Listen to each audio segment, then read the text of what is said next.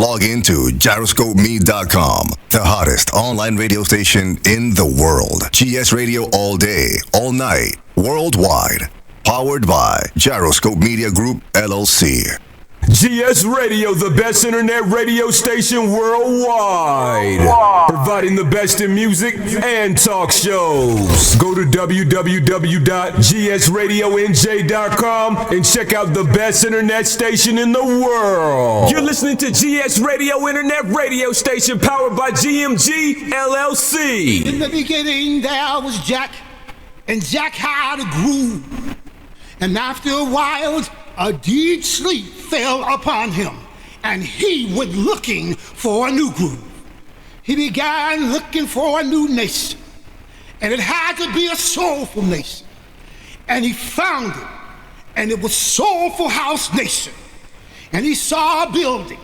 It was a tall building. It had 10 stories, and he entered the building and got on the elevator and pushed the 10th floor, but it stopped on the 8th floor.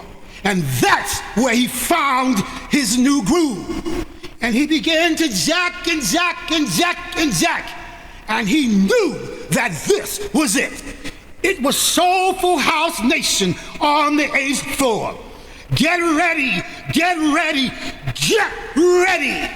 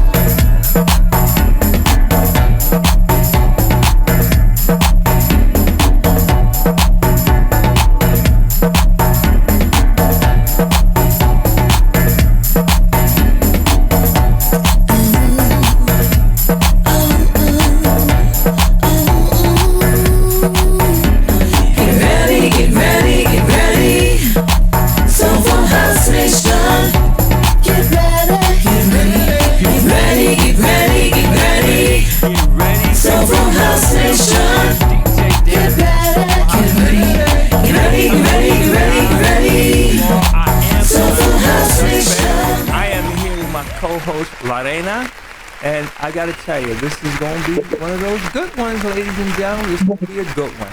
So listen, let me just do a couple little things here. Just want you to go back and check out last week's show. We had DJ Bukim on. We're going to play the hottest song according to Track Source in the Soulful House category. We're going to play a little snippet because, you know, Facebook is nasty little habit of shutting us down and muting us out. And then, of course, we're going to play a classic, and then we're going to go into the moment. I got to tell you, this has been a while getting here with our special guest, Ian Friday. Now, just a couple quick things. Just want to give a big thank you to Chuck Rathritz, who is no longer with us, but he did our opening vocal drop. Also, too, want to thank King T Finesse and Ariel Shante for doing our theme song. And just so that you know, we're going to be on Facebook, of course. We're going to be on YouTube. We're going to be on the website. We're going to be on Vimeo. We're going to X. We're on Twitch. It'll also be on Spotify, Amazon. It's like all over the place. So yeah. So Chuck, I want you to just play a snippet of the #1 song according to Track Source this week. And this is from a song that was made, I'm going to say, either late 90s or early 2000s, something like that. It's a remake. They did a house version of it, but it was for me it was a huge hit. And this is a Dina Howard, Freak Like Me. I know you remember. This is the Falk remix. Chuck, will you play a little snippet of it? And we only play a little snippet because Facebook's nasty little habit of shutting us down and muting us out. Chuck.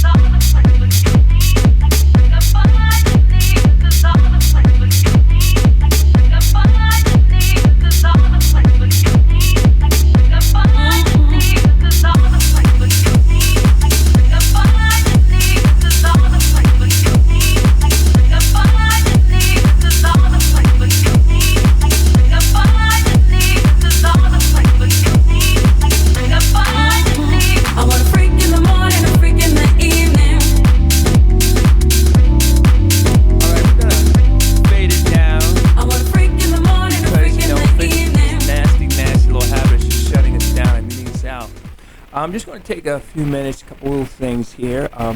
As you know, I'm super excited. Our special guest, Ian Friday. We're going to have a conversation with him in a minute. A new song that you need to be checking out is by Mac. It's called Shaving Cream.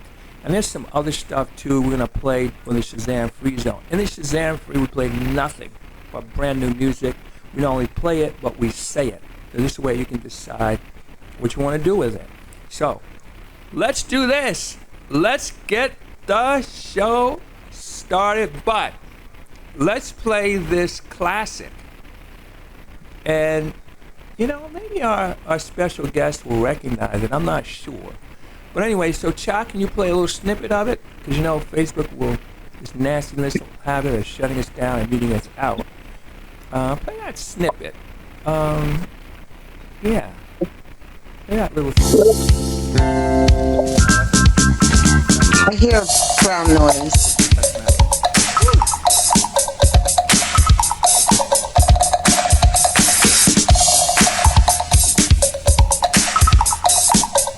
Okay, so fade that out. Fade that out. Okay, all right. Got a little mix up there. But listen, let's bring our special guest here. Our special guest today is a man that has been in the game a long time. And Yo, I'm so excited. okay. And what's exciting about it too is I first got on to him, I don't know, many moons back. And I reached out to him. He was very gracious enough to give me his info. I remember the first time I actually heard him play, and I don't know if you're going to remember this, Ian, is Magic had the event at the Terrace Ballroom, and you played there. And one of the songs you played was Geraldine Hunt. Geraldine Hunt's, what is it? It just went out of my mind. You know, it was a very big popular song back, I'm going to say in the 80s, like that. Not even, Can't Fake the Feeling. That was it. I remember you playing that song too. It's funny how when you hear music, it takes you back to a certain place. But anyway, yeah, I remember. And you know what? I had such a good time during your set, I had to approach you about it. And so here we are, many moons later, and finally, after a couple trying to make this happen, ladies and gentlemen, the world famous, the internationally known, the Cosmopolitan King, how about that? Ian Friday, ladies and gentlemen. Let me get the... Yes. Yes, finally, we here. GS worldwide, yeah. Yeah, how you doing, sir? Oh, I'm blessed. I'm great. I'm Yes, doing really yes. well. Thank you so much for asking. Sounds real good. Absolutely. Well, anyway, we're going to start off with the easy stuff, and then we'll kind of build. And I'm gonna got a few questions. But just just tell us a little about you, where you're from, your background, etc. So people who don't know of you can get to meet you. Sure. I'm from just to let you know, there's a little background noise. I don't know if it's on. Okay, let me see. There's some background noise. It's still there? Mm-hmm. Okay, so we got some background noise. Can you tell what kind of background noise it is? Because I want to be crystal clear when I talk about myself. Okay. Great. And I want to be crystal clear when I hear you. All There right. you go. We clear now. We all in the clear now. Okay. Yeah. All right. I'm from Brooklyn, New York. I'm from Brooklyn, New York. I grew up in East Flatbush. My parents are from the Caribbean, so that informs my musical taste. New York City with this melting pot of cultures informs my creative aesthetic. I grew up in a neighborhood with all types of different people: Filipinos, Latinos, Caribbean folk, African folk. Black folk. So, the mission that I've been on musically is about global soul, and the fact that we are all in this world together, connected through this music and art, and that's really what my vibe is about. Okay. Now, how did you? Yeah, can you hear me? Yeah. Well, how did you get started with music? I realize you had, I guess all of us had music around, but now how did you get started with music, and who were some of your early music influences? How did I get started with music? Well, music is just a big part of my life, and I guess growing up for all of us, listening to WBLS, listening to Kiss FM, listening to folk like Timmy Regisford on the radio, Tony Humphries on the radio, and the Latin Rascals on the radio, and all of that kind of stuff. I remember in high school, I grew up in a time when hip hop was coming online. Before there was house, people were dancing to all kinds of music, old soul records, disco records, and again, like I said, where I grew up, dance hall, soca, reggae, hip hop, all of that stuff was at the party. I remember a brother, and I always quote him, this brother Timothy Snipes in high school. Okay. In Ebbets Field, had the first DJ setup I ever saw, and we really would walk to his house just to watch him cut and scratch. And I fell in love with the art of DJing before I even became a DJ. Gotcha. And so that was sort of my entry point, being about 14, 15 years old. Then I went to college and I did college radio, and then started really DJing on the radio and became like one of the college DJs. And then house music was born, as the song goes. And house music was born. And that was sort of the music of my era too. Wow. So yeah, that's my entry point into like DJing and music. Again, I wasn't a video game guy. When you're a kid, now there's so many different things to choose, but music was like the type of music you liked was sort of your badge of honor. Right. And because I was attracted to what house music and the culture was about, then I kind of hung my hat over there. Now, okay, so a lot of people listen to music, and a lot of people saw DJs. What made you want to become a DJ instead of just enjoying the music? And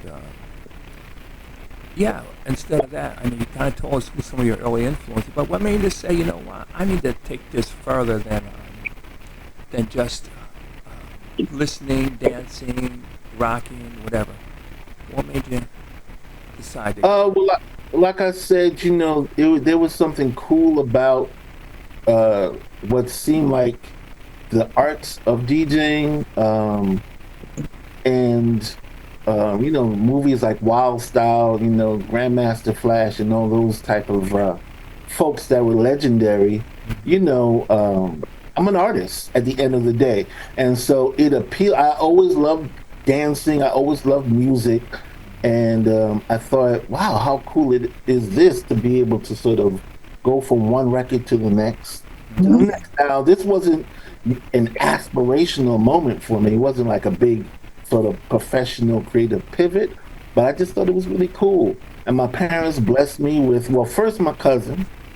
I gotta shout him out. He had a DJ set up that I would just go to his house and we just play around as kids do. And then really was the radio. Like I love radio. Frankie Crocker's a big hero for all of us. And having the opportunity to kind of do this at 17 and like learn how to mix records. I did a dance music show in the 80s in Connecticut, and What was it called? the show was called Music for the People. And this particular show was called Sounds of the City. So it's really like showcasing, underground music at that time. Before it was called house, it was club music. It was dance, the music that we partied to. And so, the DJing part was connected to the fact that I love talking, I love building community, and then just the art form. I became obsessed with this thing of, okay, how do you match beats? I was never really good at cutting and scratching. That wasn't, the thing. And I will then say, I was introduced to the Paradise Garage, and then it was game over.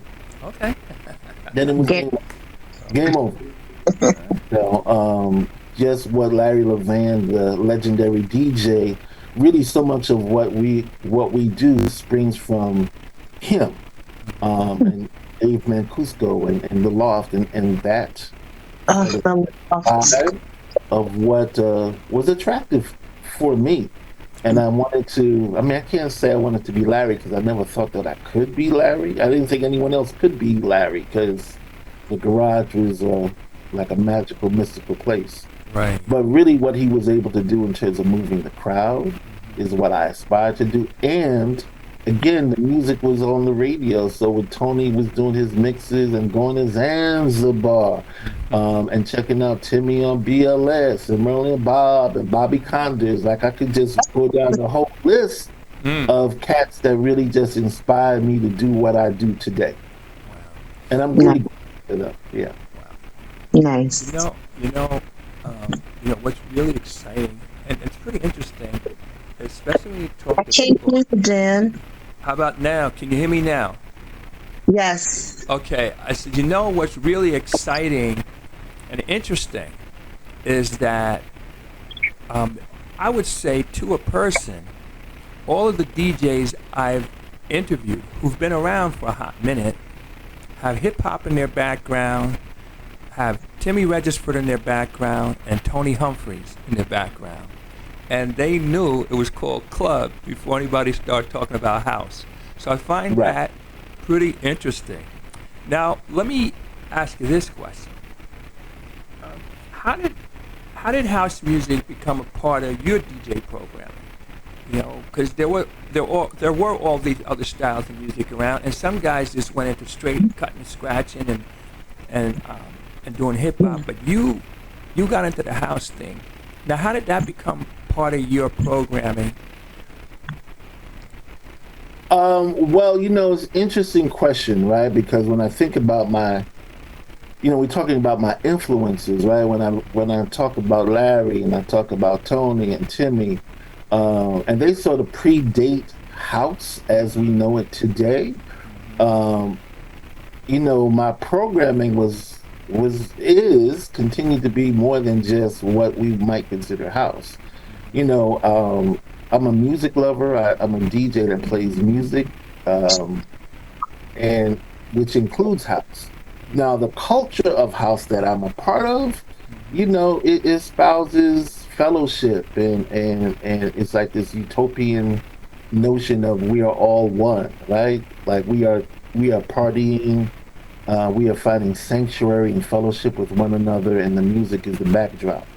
And so that idea, that feeling, that sensation of community appealed to me from the start. So the music then is going to be like reflective that I play of that idea. If you feel what I'm saying. So, as they talk about house is a feeling, I'm really playing the feeling, and the music represents what I hope brings us together as people. That was a great answer. Yeah. Now, Thank you. Thank you, Queen. now I know you've been in the game for a while. So, who are some of your favorite artists, like both classics and some stuff that you're listening to now? You got time? Yeah. By the way, did I mention, Ian, that we don't work here with a watch, we work with a calendar. So go for it. Okay. Well, you talk about musical influences and folks that I enjoy currently. Well, I would say like who are some of the classic artists, music, songs, DJs, or something in the past, back in the day, and who are you checking for now in terms of musically, in terms of DJs, etc., like that? Wow. I mean, obviously Stevie Wonder, Earth, Wind and Fire. In terms of classics, South Soul records, Prelude records, Sure. Bob Marley. Like I said, I'm Caribbean. And then Tony Humphries is my guy. Gotcha. Gotcha. Zanzibar was my spot. It was sure and steady. Larry Levan, Timmy on the radio, Timmy playing that area before it became Shelter. I was a part. The thing about this music and this culture is like you felt like you were part of the coolest secret society. Right. And though it was at the time, music, some of the music you could hear on the radio, and some of the folk were not necessarily going to the deepest, most underground party places. The music was relatable across the board. So yes, I grew up in a time where, Larry would play Michael Jackson, or Tony would play, Stevie whatever classic. Timmy would play All I Do. Those are the records that were familiar to everyone, and then they would go deeper. They would play the Blade joints. They would play the 10 City joints. They would play the C.C. Pennisons. I mean, I don't want to, they would play the Barbara Tuckers and Kenny Bobians and all of that kind of stuff. So I think my musical palette is really broad and wide. I'm musically curious, so I'm always looking and listening to, what appeals to me, even today. So I'm not stuck in the past. Gotcha. I honor the past, but I'm progressive. I'm forging forward. Sometimes I feel like I've come from the future because I'm always looking ahead. But like I said, I honor those. I mean, I wouldn't be here without the names that I mentioned. I wouldn't be here at all. We wouldn't be having this conversation about this music, this house music, if we didn't mention Tony Humphries, if we didn't mention Timmy Regisford, if we didn't mention Larry Levan, and so many others, right? Currently, yes, there's the Afrobeat movement, the Amapiano movement, the three-step movement. There's all that type of stuff, and and I was interested in world, like I said, global soul. Is it's about music from around the world. So I'm trying to learn and listen, and you got the young people coming up with all these new sounds and new DJs, and I'm not in a place where I don't want to learn. I want to stay current. I want to stay current. So I don't know if that answered the question, but that's that I got my soul for you. It does, but it sparked another question in my mind. You know, because you hear people say all the time, oh, yeah, we got to bring younger people in, younger people, younger people, younger people. So I have a two-part question that just popped into my head. So number one, do we really want to do it? What I mean by that is that, you know, they're going to bring a different flow. They're going to listen to what we do, but they're going to have their own twist on it. You know, are we okay with that? Okay. The second part of it is, do you want them showing up at our parties? I don't know. What are your thoughts on that? That just popped into my head as we were talking. Well, that's a good pop in. That's a good pop into your head. Okay. And we like that. We like that. You know, I don't want to. When we were coming up, when I was coming up, it seemed like things were intergenerational, right? Okay. Whether that's club life or, you know, you going to the cookout, the barbecue with your family, it was your old auntie and uncle and your cousins running around. And so the energy of the party just had all of that. And for some reason, I think things have or can feel segmented. Like you have this type of party over here and this type of people over here. Right. And the part that really turns me on is the spaces where we all could come together. We all could learn from one another. Now, I don't want to be a gatekeeper of what was. Like I said, I'm into the future. So if young people are attracted to the things that we do, then we welcome them. We create a space where we can mentor, we can learn from. I welcome that. You know, and then I've gone to places where, you know, I'm like, wow, they have a whole, like it's adjacent to the vibe that we grew up on, and yet it's their own thing. But that's what every generation does anyway. Like you take from the past, you add your own flavor, and you keep it pushing. So I am for, you know, anyone that's going to keep the spirit, the feeling of house going in their own way, shape, or form. I personally don't want to control that. I hope that I'm in a position where I can inform, I could add, I can give some information, I can give some history, some context, so that, you know, the people that pick up the baton, you know where they're coming from. You know, like it is not starting from right now.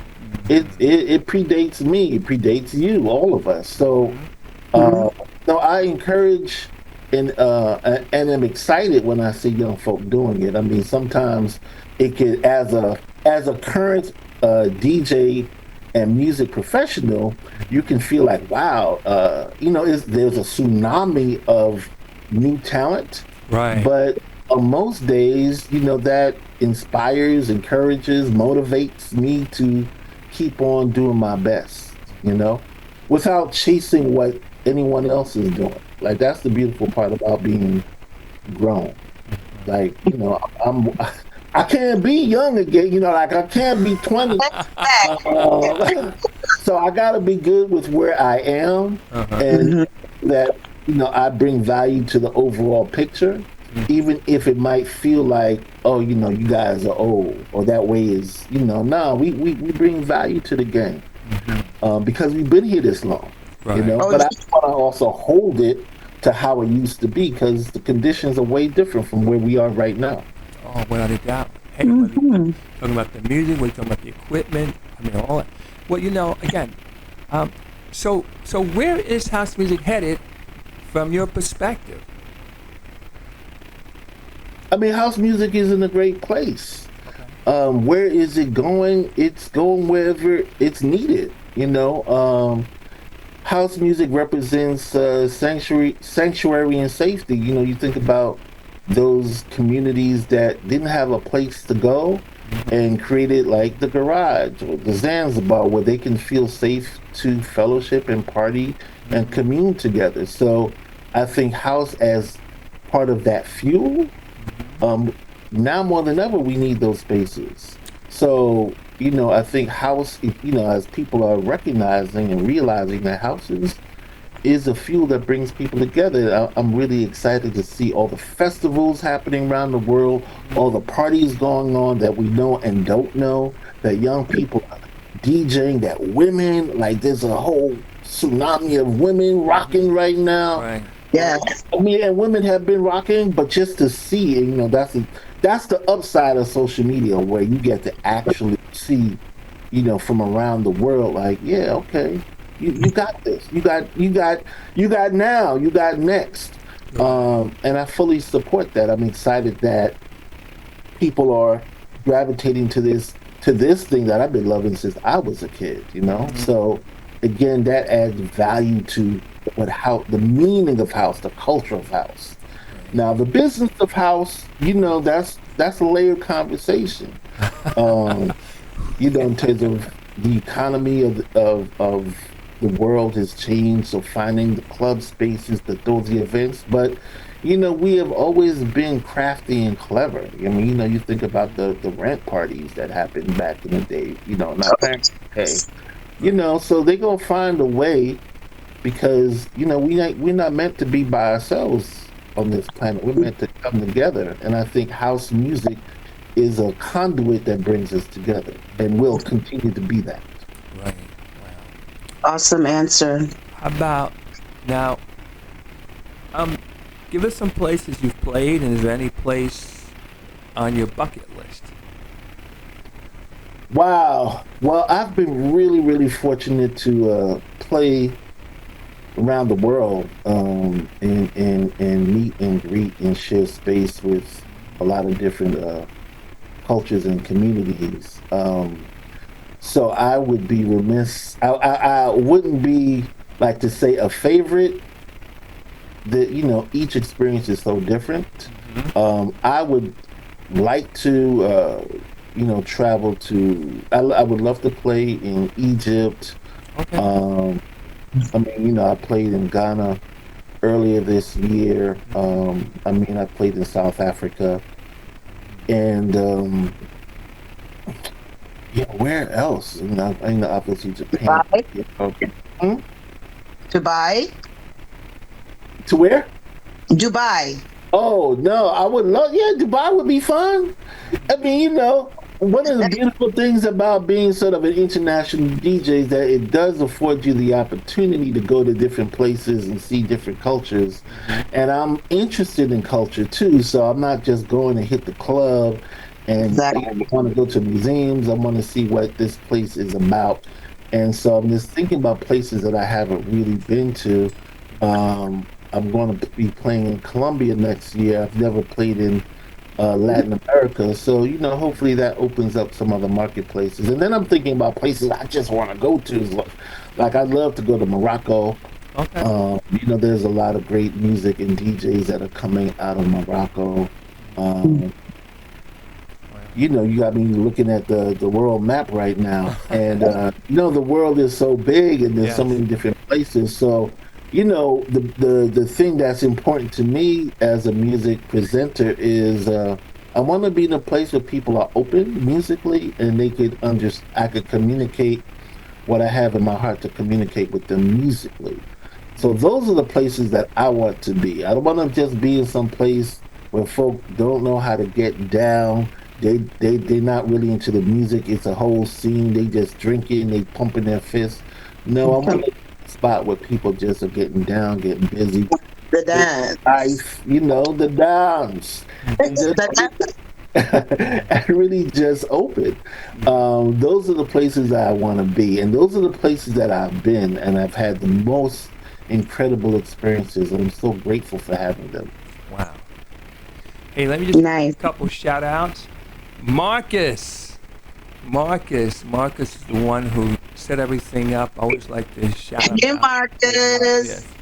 Then also, too, Delmar says about adapting to technology when it comes to releasing a record, how you play, and learning the business. So that's I'm going to tell you, that's a whole show. Like you said, that's a whole show in and of itself, Right. Now, how about people that you've played with over the years, and is there anybody on your bucket list to play with? I saw that question. I'm like, wow. It made me think about who I've been blessed to play with. So I've been able to play with my heroes. I played with Tony Humphries. I played with Jim Spirit. I played with Louis Vega. I played with Black Coffee. I played with, so many different folks. Shimza, Jeff, Booty's Hot Stuff. So many Ocean Lade. Kevin Head, just so many of my heroes. So my bucket list is to play with, some dope young folk. Folk that are really like making splashes, making headways. I'm interested in that. Like I said, all these sisters that are really making splashes. Like I want to be able to rock with folk like that. Like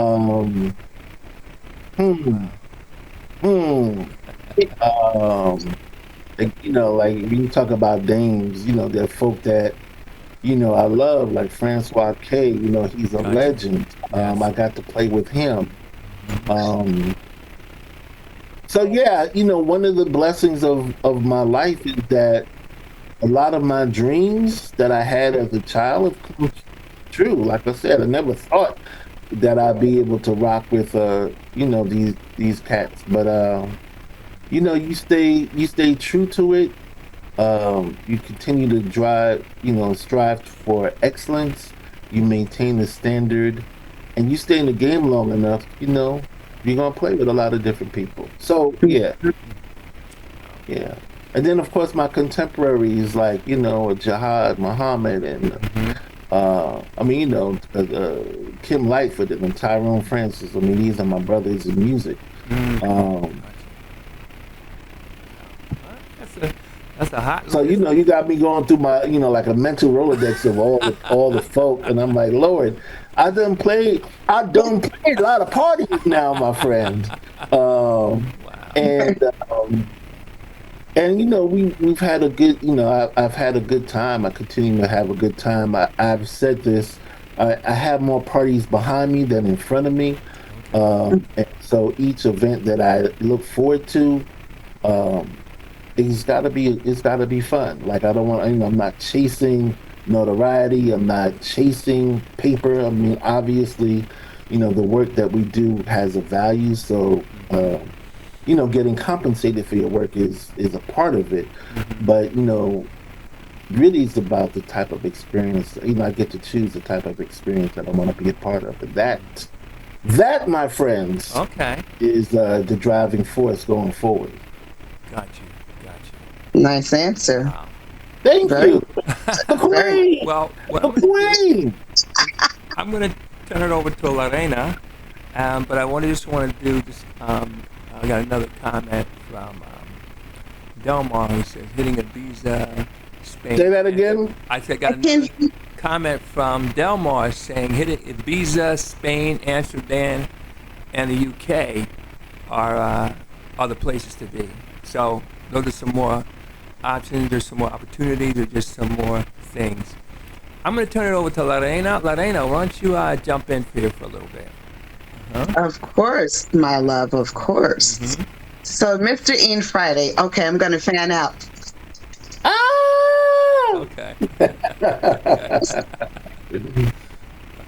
I have to say, I loved one of your songs. I just had to fan out real quick. Oh my God, it's Ian Friday. Oh my God. Thank you. I'm done. All right. Don't make me blush. Go ahead and blush, baby. Go on and blush. It's all good. So, Ian, what's your perspective? Because I want a real definitive answer. What's your perspective on where house music is headed since you're all about the future? Where house music is headed? Yes. Well, that's a loaded question. It is. You want me to be very specific, but you got to be a little bit more specific with your question. Like, again, how much time you got? We have all the time in the world, baby. Okay. Where house music is going, we can talk about that from the business of house music. We could talk about that from a culture of house music and the like. Let's talk about it from a cultural point of view. So from where house music is going, and I mentioned it, like that it's still going, uh, Hmm. is is a testament to the value that the music really brings to people. Like I said, I feel like there are more and more parties going on. Festivals in the summertime every weekend, outdoor. Um, Global festivals, more opportunities for the music to be played and to be heard and for folk to DJ and present the music. So I think that house music is in a fantastic place.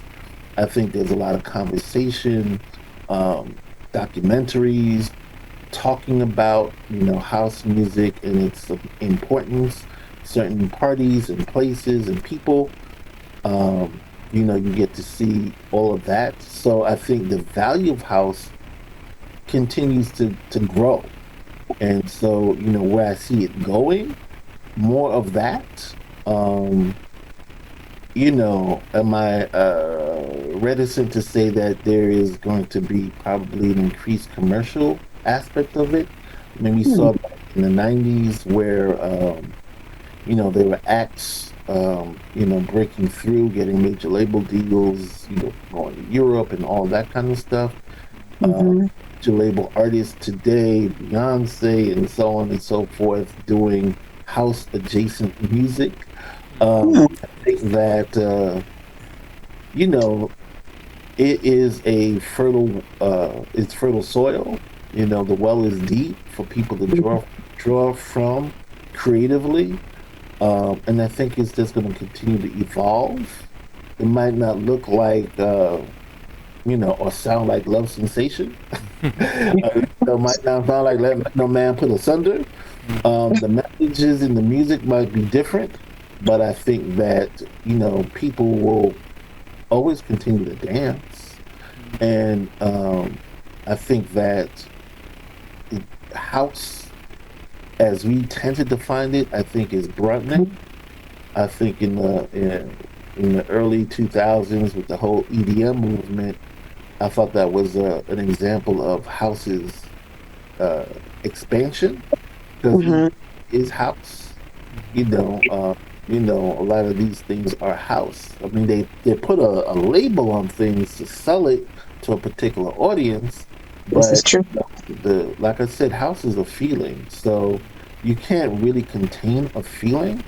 A feeling is expansive, and so what that feeling does, I think, is just going to continue to infect more and more people around the world. Um, Interesting word. yes, yes, Onward and upward. We'll say onward and upward. yeah. I mean, Okay. yeah. Okay. Impact, effect. I think that's what's going on. We saw the again, it's black coffee in the South African, house movement, Afro house movement, or whatever you want to call it, um, is a reflection of where house is going. That it is spreading. So its impact and influence is not just contained in uh, here in the States or in the places where it was born, right? It's expanding beyond that. So, and Mhm. I've been to Ibiza, by the way, and to You Europe. have. Yeah, of course. Yeah, I've been to those places, so they're not on the bucket list. But yeah, I mean, it's yeah, Okay, so Ian, you're a producer as well as a DJ, correct? yes. Okay, so we're gonna play a little game. Let's do it. Okay, so which do you prefer?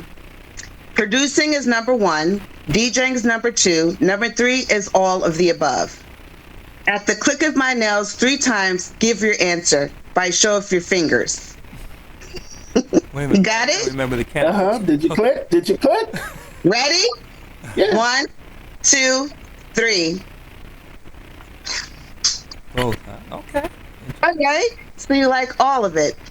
hmm Yeah, Okay. I've been blessed to do what I love. I mean, they're different parts of me, but yeah, I love producing. I love DJing. Um, yeah, I love creative expression.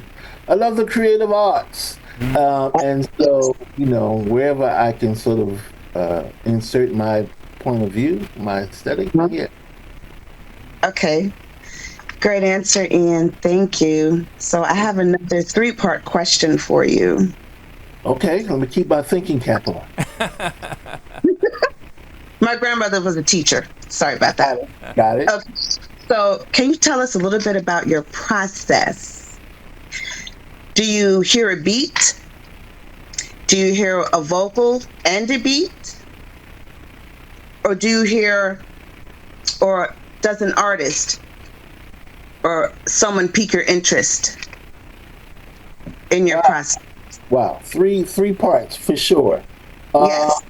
And well, it depends on what you're working on, right? So if you're working on a remix and a reinterpretation, as we do, remaking someone else's song either into a that wasn't a house record, or you're remixing a house record into your version of that record. There's a lot of different ways. There's a lot of different entry points. If you're doing original stuff like, Life Starts Today, I wrote. Found myself, I wrote. So, part of the journey has been to express myself, like I said. And so, yeah, at different parts of my career, like, yeah, you might, making beats. Then, you're trying to fit something into those beats that you made as you're learning. As you grow and mature as a producer, and what I'm personally attracted to are songs. So, when you work with Kenny Bobian or Chris Robb or Byron Moore or Stephanie Cook, you're working with masterful singers and lyricists that have something important to say. And then, my job as a producer is to support that.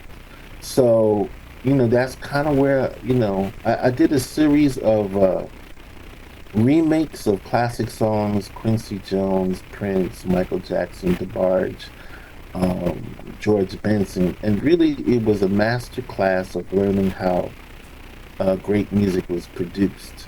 So it took away from sort of the entry point of like we just making beats. Quincy Jones, when he was making Love Times Love with George Benson, he wasn't thinking about beats. And so, that taught me not to think about beats. It taught me about song structure. It taught me about arrangement. It taught me all that. And so that's my approach. Okay. I've answered your question. I think I did. I know you had a multi-pronged question. I'm passionate about, production. It is a love of mine. DJing again was just something I've been doing since I was super young, and then production, because I was production, was like learning a new language. I got to get some mentorship from, folk like Kevin Hedge and Josh Milan, and my brothers Frankie Feliciano and Antonio Ocasio. A lot of people just poured information into me about their process. And so it informed, how I go about my business. And as a creative, I'm trying to make a joint that's like Stevie, like forever. I'm trying to make something that's like EWF, forever, and that transcends the confines of house music. I mean, that's in my heart. I mean, yes, which like a house record can transcend the confines of what we consider house, and we have examples of that, right? Yes, it can. Yes. Okay, so Ian, this is one of my favorite songs. It's on all of my playlists, mine and my fiance's. Okay. question is, how did you come up with the song "Weakness Is"? My weakness is That is his favorite song of all time, Ian. And Dan just told me when we were discussing who we're interviewing, he said, yeah, Ian Friday, he does the song "My Weaknesses." I said, wait, what? We're interviewing him? That's my favorite song. You've got to be. Oh my goodness, let me fan out. Don't make me blush. I told you, don't make me blush. Go ahead and blush, love. Go ahead. So tell us about how you came up with the song "My Weaknesses." Were you thinking of someone? You up in my business now. That was, it's interesting because people have asked, but Mike City, the singer of that song, wrote that song. Mike City, an incredible producer, worked with Brandy, and he got the city part of Mike City is that he loved 10 City. He loved house music. Right. So, I was looking to work with, he came out with a whole lot of records. He did stuff with Mark Francis and the like. And we got linked up and we actually did about 4 records together. Seems Like Forever, Used to Be, Never Look Back, and then My Weakness. And so he is an incredible songwriter. So I wasn't thinking about anybody. He wrote the song. Now I think about bodies, but I wasn't thinking about no one specific.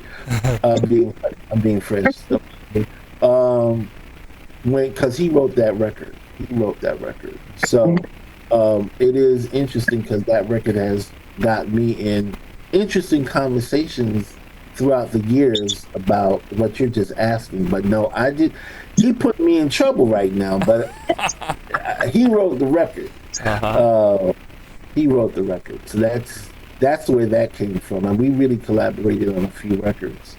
And I was really blessed to work with such a talent, I love that song. I just want to add one little point. Go ahead, Dan. Sorry for putting you in trouble, but honestly, I think everybody that I know that thinks of that song thinks of Ian Friday. Interesting. I'm sorry. Go ahead, Lorena. They think is what? No, I said everybody that I know, even though Mike City's name is on the track also, but everybody that I know that knows of this track thinks of Ian Friday. So hopefully I didn't get you in trouble. I'm just saying what it is, No. It's that doesn't get me in trouble. I mean, part of the thing about this music that we do is that the producer, and it started with disco, right? So much of the music is producer driven. And so that's why, I find it important to also highlight the singer. Right. And so... the singers are that too. Yeah. So, yeah. And I'm, again, because I'm attracted to great songs and I want to work with folk, if I'm blessed enough to write a song, like I said, I wrote songs that people also really responded to, and I've worked with people that have written songs that people have really loved. So, there is a beauty in collaboration.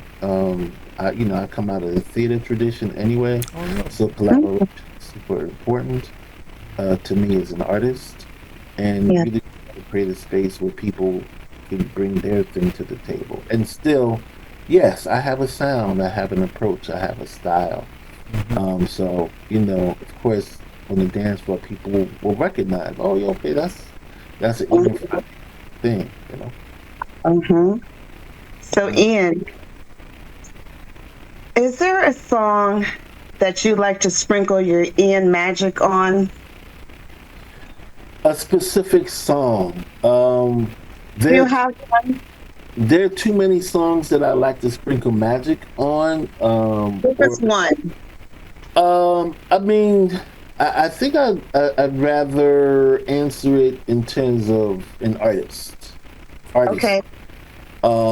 Because yeah, I mean remixes and remakes. I mean, there's so many songs and there's so many, so much new music that comes out all the time.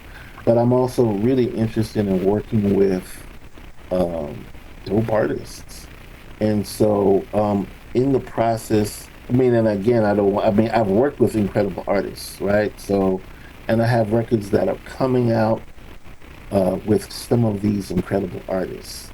So Mhm. I'm not negating them, but I am recently working with a young sister, a young woman called Rona Ray, and really excited about the work that we're getting into right now. I mean, this is the first time I've actually said it out. This is an exclusive. This is an Okay, exclusive. now. And Exclusively here.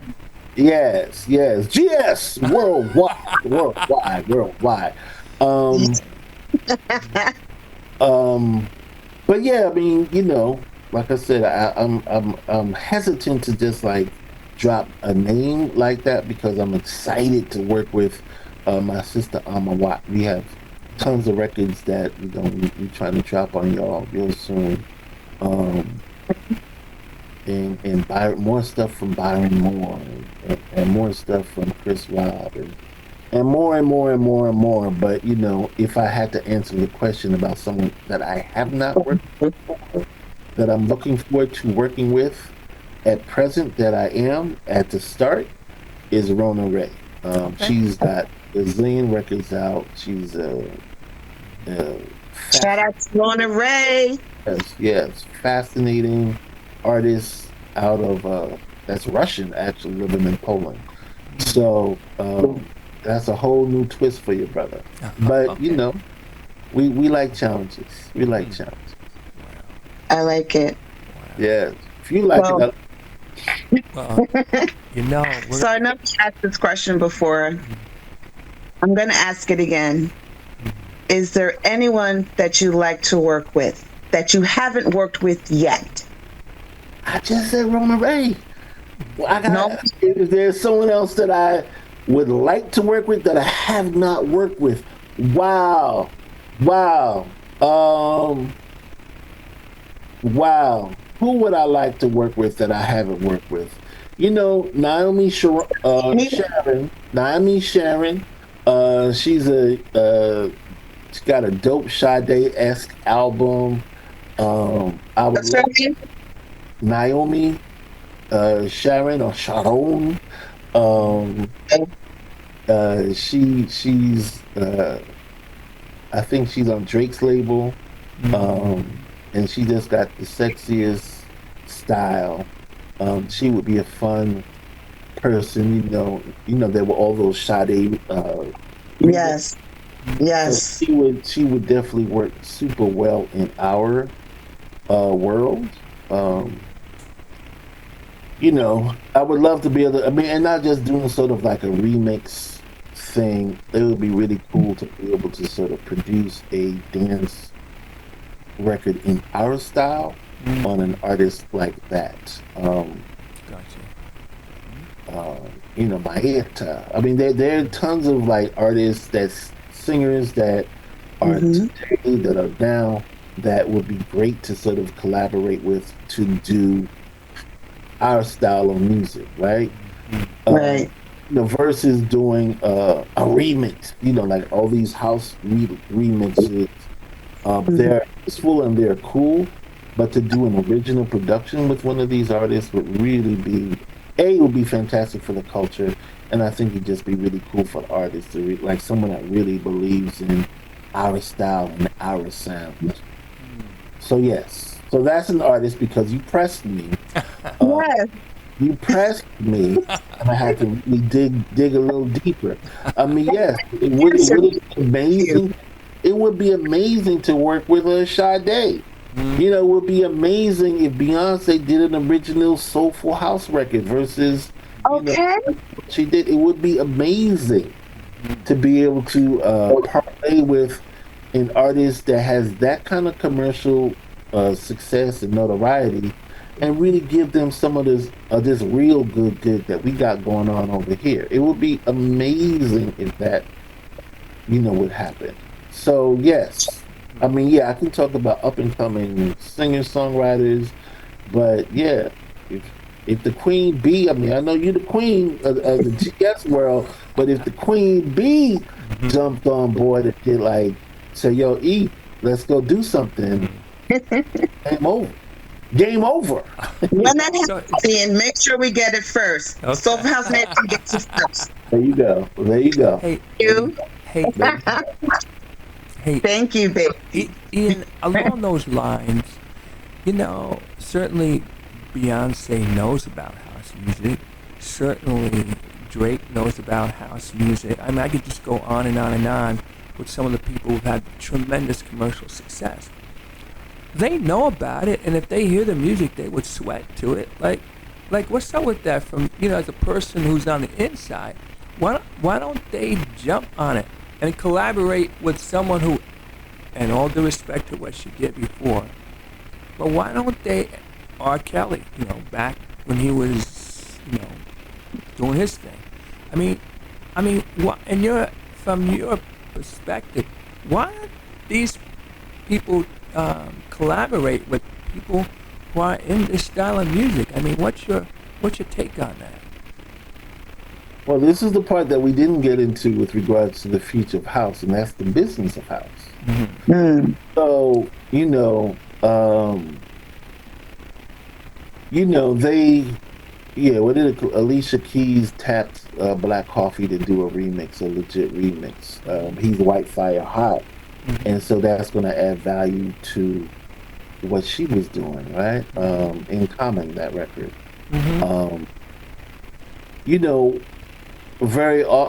I think there was a time where, Masters at Work and Blaze, they're getting remix opportunities for major labels and getting huge budgets to do them.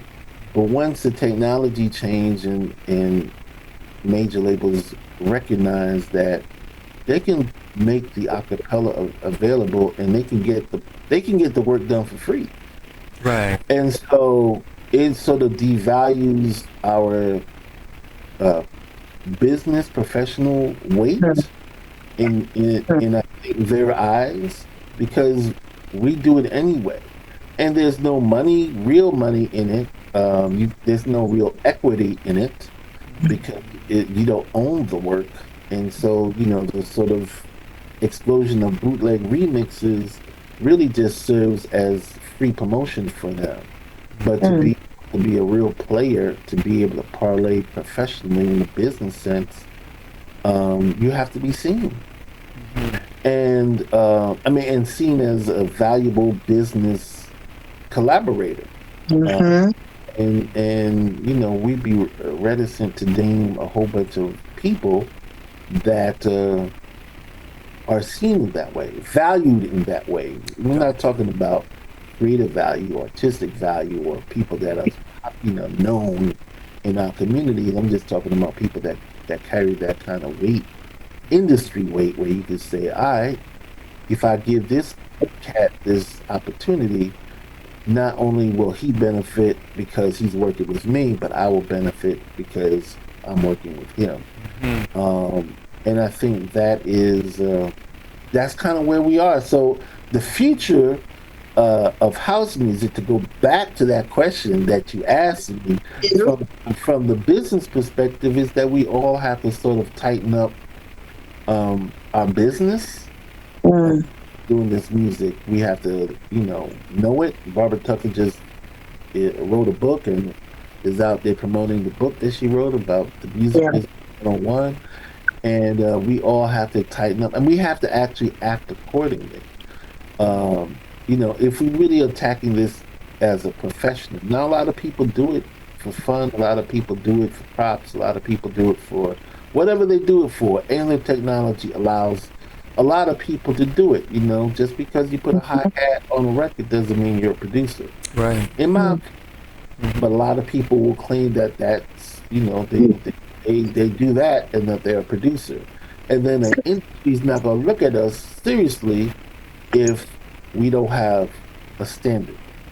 And so we have to sort of build up our standard, our value system, our business acumen, so that we can create those opportunities that you're talking about, so that major labels can come looking for, you know, looking for us. Because what we do is valuable, but in a sea of so many people that are sort of half doing it, it's hard to really glean the people that are really doing it sometimes. Gotcha. Hey, So that's my answer. Final answer. you know, and I have 10 more questions, but we're gonna leave that alone for now. We gotta do something, or maybe have a conversation offline about it. I think this is some very powerful stuff, because you know it is a common statement that there's no money in house, and you know, and I've talked to other people, and they say, you know, if they put out a house song and it was clocking, then they might take another look at it. You know, just going back to that. So again, you know, going back to creating that value, and them seeing that, hey, listen, you know, we can win too if we take this guy on. Like, we have the machine, but you know what is the funny thing? That, you know, most people and many people make it big, and they forgot where they came from. They forgot that somebody put them on. Sometimes they forget they shut the door behind them. I mean, it's anyway. We can do that another time. Listen, we're getting down to the wire. What's on the horizon for you that you know we should we should be looking for? I'm excited for this next release. I'm dropping a record with Stephanie Cook called Life is Waiting. It's going to be dropping in 2 weeks. You know, I've been, I'm back. You know, my on a personal tip, my pops had passed away. We had caregiving thing for a couple years.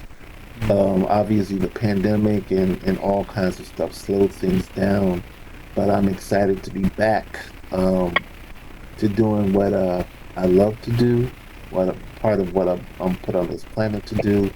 We put out Kenny Bowlby and I think last month My Turn, and now we're putting out Life is Waiting, and records from, you know, Marie Hicks and What and Byron Moore and a bunch of people really in the pipeline. You know, I started a Substack, part of which would be to sort of use that as a platform to showcase my writing, to also you know, do some different things around music. Just again, my whole mission, my whole professional life has been about building community around art. The building of community is the primary thing, and art is in some ways the hook. And so wherever I can bring people together, I think it's really important. I think we're stronger together than we are alone. I think we can make changes when we really come together, and I think we don't have enough spaces where we could have nuanced conversations, even if we don't agree, right? You have to have nuanced, you know, like this whole cancel culture thing isn't progressive. We have to be able to understand and work through our different points of view and get to a deeper understanding. So, all that being said, you know, I got parties coming. Okay. You know what I'm saying? I'm playing Sankofa Soul July 6th. I'm playing the Chosen Few Picnic in Chicago. The 11th or 12th of July. Then I'm coming to Jersey to rock the Bang the Party Festival with Jahad Muhammad on the 19th. Soul in the Horn in August. There's gonna be some libation parties. I got libation merch. Gotcha. No, we doing 360 business on this music, this house music culture. There's so much. I'm so excited about all that's coming down the pike. I'm so happy to be here sharing stuff with you guys. You know, want to be supportive of what y'all are doing.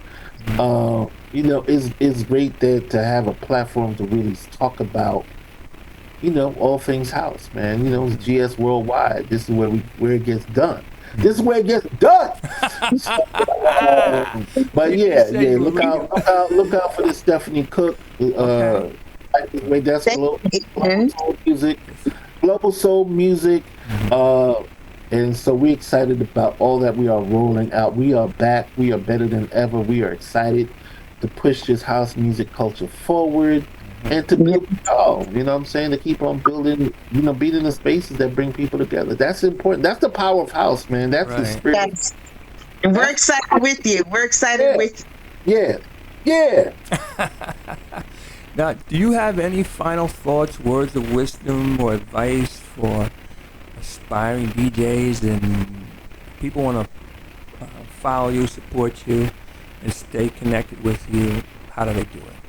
So Well, the words to up and coming DJs is you got to do this to love. You got to love it for one. Right? Doing it for money, doing it for props, doing it for these other things. That comes and goes. But you have to love it. Producing music, the same thing. You have to love it. Because the game changes, people's tastes change, and you have to really, the technology changes. So I would say, figure out your reason why. Really be clear on your reason why you want to DJ. And and it's cool, if you're like, yo, I'm cute, man. I want to dance, DJ on camera and, la la la, love that. But, love it, you know what I'm saying? But love it, because, you put on 10 pounds on camera, you ain't looking the thing, you know what I'm saying? So you gotta love it regardless, just like you gotta love yourself, but the same, not being funny, but the same thing with, aspiring producers. Love it. We need good music, great music. Love the thing, because it's not easy to break through. It's not easy at all to break through. As an artist, it's not easy to break through. Your chances of really making a hit record or, being a top-notch DJ, it's like, being an NBA player. It is a challenge. It's hard. You gotta really work. You gotta love it such that the work will feel like work, because it all requires work. So that's my advice. In terms of staying in touch with me, I'm on all the socials. Ian Friday on Instagram, Ian Friday on Facebook. I got, if you want merch, it's IanFridayGlobal.com. Where else? I got SoundCloud. I do a Twitch show every Sunday called Libation Live. I let people know where I'm at, what I'm doing all the time, but I'd love to hear from you. I love to stay in touch. I'd love to build and all of that kind of stuff. Hey guys, 5 seconds before we leave the show. 5 seconds of silence for Alias. Of course. Okay. Yeah. Okay.